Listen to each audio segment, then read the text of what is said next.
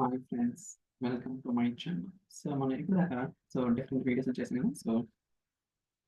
Different technologies ఉన్నాయి. ఈ రోజు ఏంటంటే జనరల్గా మనకి ఫ్యాబ్రిక్ డేటా వేరస్ ఉంటుంది, లేక్ హౌస్ ఉంటుంది, కేక్ ఉంటుంది. ఓకే, లేక్ హౌస్లో ఉన్న టేబుల్స్ని మనం PySpark నోట్బుక్స్లో ఎలా ఇచ్చాలి ఏంటి అనేది మనం ఆల్రెడీ చాలా వీడియోస్ కూడా చేసాము అనమాట.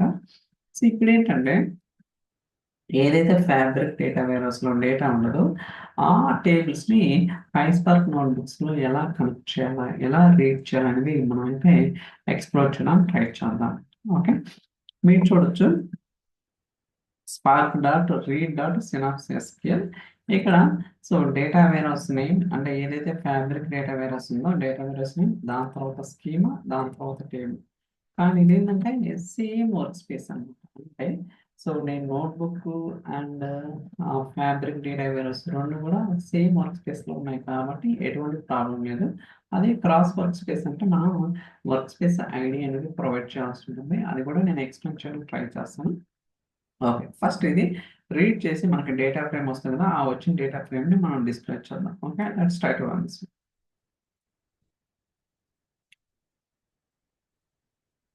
ఎగ్జిక్యూట్ అవుతుంది. ఓకే, మీరు చూడొచ్చు employee salary, last name, employee ID, first name, ఇలా మనకి అంటే ఈ టేబుల్ ఏదైతే డేటా ఉందో ఆ డేటా అనేది మనకి నోట్బుక్లో రీడ్ చేయడం జరుగుతుంది. గుర్తుంచుకోండి, ఈ టేబుల్స్ అనేది ఫ్యాబ్రిక్ డేటా వేరస్లో ఉన్నాయి. ఓకే, ఇప్పుడు ఇంకో టేబుల్. ఓకే, ఇదంటే ఒక టేబుల్ EMP_, టేబుల్. రెండోది చూద్దాం. లోడ్ అవుతుంది. ఓకే, మీరు చూడొచ్చు క్వాంటిటీ, సేల్స్ డేటా, ఇలా మనకి సర్టన్ కైండ్ ఆఫ్ ఇన్ఫర్మేషన్ అనేది ఉందన్నమాట. అయితే ఇక్కడ కూడా మనం డేటా రీడ్ చేసేటప్పుడు డైరెక్ట్ ఎంటర్ అంటే ఆ టేబుల్లో ఏదైతే డేటా ఉందో అంతా డేటా తీసుకురాకుండా మనం ఫిల్టర్ చేయడం కానీ లేకపోతే లిమిట్ చేయడం కానీ, అలానే ఏమేమి కాలమ్స్ కావాలంటే ఒక టేబుల్లో 10 కాలమ్స్ ఉంటే అన్ని కాలమ్స్ కాకుండా కొన్ని కాలమ్స్, ఇలా మనం ఫిల్టరింగ్ కూడా చేసుకోవడానికి పాసిబిలిటీ ఉందన్నమాట. మీరు చూస్తే ఇక్కడ లిమిట్ చేస్తున్నాం. ఈవెన్ దో మనకి ప్రీవియస్ అవుట్పుట్లో 23 రికార్డ్స్ ఉన్నాయి అనమాట. 23 రికార్డ్స్ నాకు అవసరం లేదు, ఓన్లీ 7 రికార్డ్స్ మాత్రమే కావాలి. అలాంటప్పుడు లిమిట్ యూజ్ చేసుకొని మనకి ఎన్నైతే రికార్డ్స్ అనేది అవసరం అవుతుందో ఆ రికార్డ్స్ అనేది నేను అవుట్పుట్లో డిస్ప్లే చేయొచ్చు అనమాట. అంటే ఇప్పుడు వచ్చిన తర్వాత మనకి డేటా ఫ్రేమ్ వస్తుంది కదా, దాని తర్వాత మీ ఇష్టం, మనకు రకరకాల ఫంక్షన్స్, ట్రాన్స్ఫర్మేషన్స్ అన్నీ ఉంటాయి కదా, మీరు ఎలా కావాలంటే అలా చేయడానికి పాసిబిలిటీ అయితే ఉంటుంది అనమాట. చూడొచ్చు ఇక్కడ ఎన్ని రికార్డ్స్ ఉన్నాయి, 7 రికార్డ్స్. ఎందుకు, నేను లిమిట్ అయిన ఫంక్షన్ యూజ్ చేసుకుని నాకు ఏదైతే రికార్డ్స్ కావాలో అవి మాత్రమే స్పెసిఫై చేశారు కాబట్టి. అలానే ఫిల్టర్ కూడా చేసుకోవచ్చు అనమాట. అంటే రకరకాల క్రైటీరియాస్ ఉంటాయి కదా, అలాంటప్పుడు మనం డేటాని ఫిల్టర్ కూడా చేయడానికి పాసిబిలిటీ ఉంటుంది. ఇక్కడ చూస్తే ఫిల్టర్ క్వాంటిటీ అనే కాలంలో ఏదైతే వాల్యూ 5 ఉంటుందో ఆ డేటా మాత్రమే కావాలి. ఓకే, చూద్దాం ఏం అవుట్పుట్ వస్తుందో. లోడ్ అవుతుంది. మీరు చూడండి ఎన్ని రికార్డ్స్, ఓన్లీ 5 రికార్డ్స్. ఎందుకంటే మనం ఏదైతే కండిషన్ అప్లై చేసామో ఆ కండిషన్ మ్యాచ్ అయిన డేటా ఓన్లీ 5 రికార్డ్స్ మాత్రమే.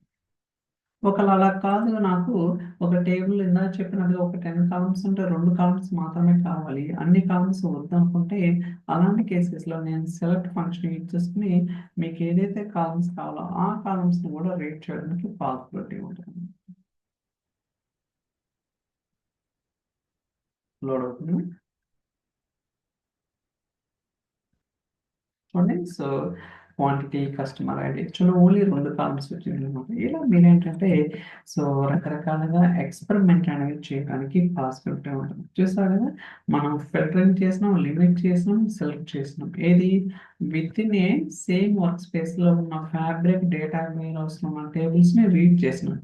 బట్ అలా కాకుండా మనకి ఫర్ ఎగ్జాంపుల్ మీరు ఇక్కడ చూస్తే ఈ ఫ్యాబ్రిక్ డేటా వేర్హౌస్ అనేది ఎక్కడ ఉందంటే ఈ టెస్ట్ ఫ్యాబ్రిక్ వర్క్ స్పేస్, అంటే ఇది different work space, cross work space tables ని ఎలా రీడ్ చేయాలి ఏంటనేది కూడా మనం అయితే ఎక్స్పెరిమెంట్ చేద్దాం.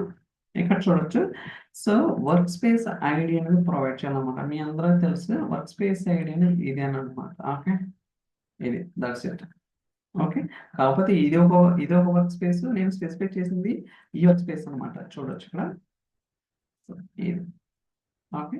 సో వర్క్ స్పేస్ సైడ్ దాని తర్వాత as usual so fabric database name, దాని తర్వాత స్కీమా నేమ్, దాని తర్వాత టేబుల్. ఆర్ మీరు వ్యూ కూడా స్పెసిఫై చేసుకోవచ్చు. ఒకవేళ వ్యూ ఉంటే అదే ఇచ్చుకోవచ్చు, మీ ఇష్టం, మీకు ఎలా కావాలంటే అలా. బట్ సో ఓవర్ అనేది ఇలా అనమాట. సో రన్ చేద్దాం.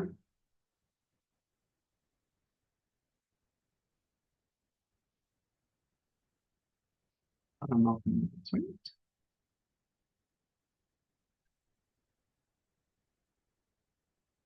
ఓకే. అవుట్‌పుట్ చూడండి, employee salary, employee name, employed. అయితే సో ఏదైతే మనకు అవుట్‌పుట్ వచ్చిందో, ఈ వచ్చిన అవుట్‌పుట్‌ని మళ్ళీ లేక్ హౌస్‌లో డెల్టా టేబుల్స్ క్రియేట్ చేయొచ్చు. అంటే డిఫరెంట్ పాసిబిలిటీస్ అనేవి మనకి అవైలబుల్ ఉన్నాయి. ఇప్పుడు ఏదైతే మనకి డేటా ఫ్రేమ్ వస్తుందో, ఆ వచ్చిన డేటా ఫ్రేమ్‌ని మళ్ళీ బ్యాక్ టు లేక్ హౌస్‌కి రైట్ చేస్తామన్నమాట. యాస్ ఎ ఫార్మాట్ వచ్చేసరికి డెల్టా అండ్ టేబుల్ నేమ్ వచ్చేసరికి demo data warehouse table data. Okay. Let's try to run this.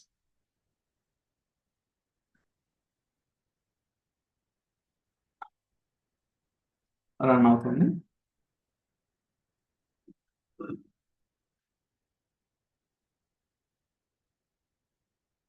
Still it's going on. Okay, so table create in the చూద్దాం. Demo data warehouse table data. So try to refresh.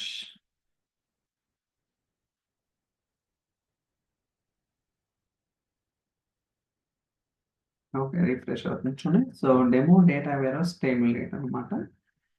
Loading preview. చూసారు కదా, employee salary, employee name, employee. ఇలా మనం ఏంటంటే పై spark use చేసుకొని okay fabric data warehouse ఏదో same work space కావచ్చు, cross work space కావచ్చు, మనం డేటాని రీడ్ చేయడానికి పాసిబిలిటీ ఉంటుంది. అలానే కొన్ని కేసెస్లో మనం వేరే విధంగా కోడ్ చేయొచ్చు అనమాట. లైక్ షార్ట్ కట్స్ అనేది క్రియేట్ చేయొచ్చు. ఓకే, మీరు ఇక్కడ చూస్తే న్యూ టేబుల్ షార్ట్, ఇది లేక్ హౌస్ అనమాట, fabric lake house. So new short table short cut. So ఇదేం చేస్తుందంటే ఇంటర్నల్ సోర్సెస్, ఎక్స్టర్నల్ అని రెండు కేటగిరీస్ ఉంటుంది కదా, మనకి ఇంటర్నల్ అయితే కావాలి. సో ఓన్లీ మీరు కావాలంటే ఫిల్టర్ కూడా చేసుకోవచ్చు. Warehouse, so fabric data warehouse. Next so tables, so DBO schema.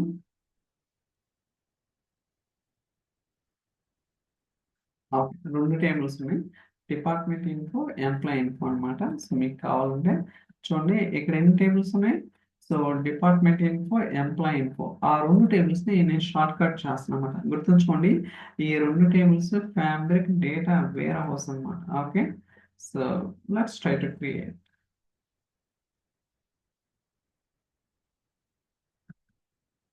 Load అవుతుంది.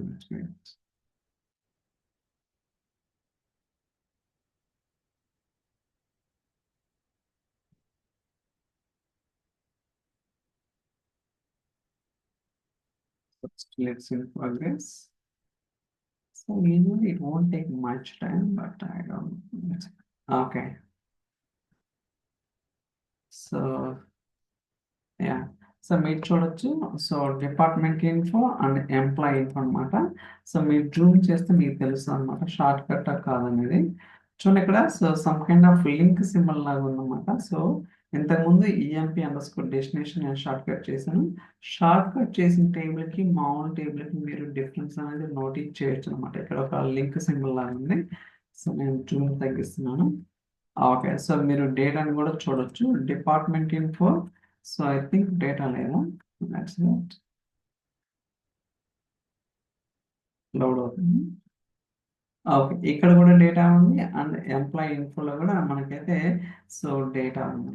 ఇలా మీరేంటంటే ఫ్యాబ్రిక్ డేటా వేర్ అసలు ఏదైతే టేబుల్స్ ఉంటాయో ఆ టేబుల్స్ని ఏదైనా షార్ట్ కట్ ద్వారా లేకోస్లోకి తెచ్చుకోవచ్చు, లేదు అలా లేకోస్ లేకపోతే డైరెక్ట్గా నేను పైస్పార్క్లో క్రియేట్ చేస్తానంటే ఇప్పుడు మీకు చూపించాను కదా, ఏదో సేమ్ వర్క్ స్పేస్ కావచ్చు, క్రాస్ వర్క్ స్పేస్ కావచ్చు, ఎలాగైనా పాసిబిలిటీ ఉంటుంది.